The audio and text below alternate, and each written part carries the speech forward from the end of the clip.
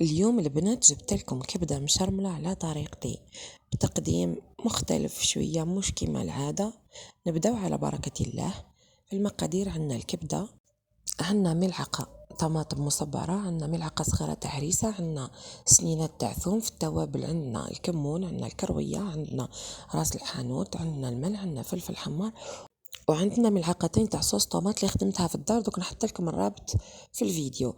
نحطوا الكبدة تاعنا تتقلى ونخدموا الدرسة تاعنا، نحطوا لاصوص طوماط، نحطوا طماطم والهريسة والثوم تاعنا، نحطوا التوابل تاعنا، ونحطوا عليهم نص كاس تاع ماء ونمكسيوهم مع بعضهم.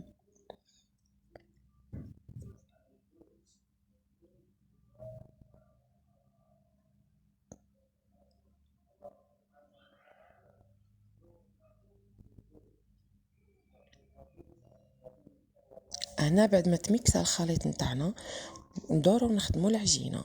في العجينه نديروا عجينه 10 دقائق. عندنا كيلة تاع فارينه بكيلة تاع ماء دافي، ملعقه صغيره تاع خميره، ملعقه صغيره تاع سكر. نخلطوا الخليط نتاعنا ونخليوه يرتاح مده 10 دقائق بعد ما نكونوا غطيناه.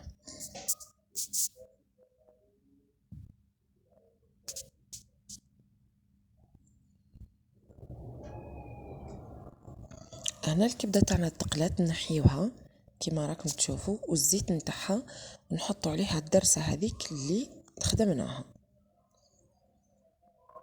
نزيدوا لها كاس تاع ماء ونرجعوها تغلي. بعد ما غلات لنا هنا نرميو الكبده تاعنا ونرجعوها تطيب في عقلها البنات. ندوروا العجينه تاعنا بعد ما خمرت لنا 10 دقائق، نزيدوا لها كاس ونص فارينه، ونزيدوا لها ربع كاس تاع زيت، وملعقه صغيره تاع ملح. نعجنوا العجينه تاعنا، نلموها ونعجنوها، نتحصلوا العجينه بهذا القوام، نغطوها بالبابي فيلم ونخليوها ترتاح. هنا بعد ما تقلت لنا الكبده تاعنا نجيبوها البنات كيما راكم تشوفوا. شوفوا لاصوص تاعها كيف ما جات. نهزوها نحطوها في ليغامكان تاعنا.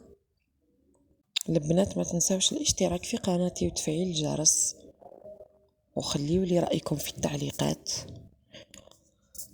هنا بعد ما كملنا حطينا الكبده تاعنا نزيدوا لها شويه تاع دبشه، ونبداو نحلو العجينه تاعنا باش نكملوا الخطوه الاخرى تاع الكبده تاعنا. تحلي العجينه بالسمك كيما راكي تشوفي، تجي رقيقه ما تجيش خشينه، تجي رقيقه ما تجيش رقيقه غلاه كيما راكي تشوفي في الفيديو. تبداي تشكلي وتقصيها بالموس. البنات اللي تحب تقدمها هكاك في طبق ما ديرهاش خلاص الخطوه هذه اللي درتها تقدمها بعد ما تكون طابت واختارت لاصوص تاعك تقدميها طول في الطبق، ما تستنيش انك ديري الطبقه هذه. انا نحب نبدل شويه، ما نحبش الحاجه عادي. هنا نجيبو صفار البيض ندهنوا العجينه تاعنا.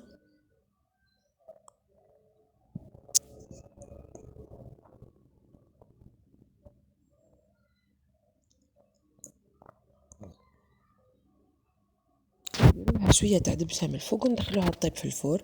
شوفوا لي الشكل النهائي بعد ما طابت الكبده تاعنا.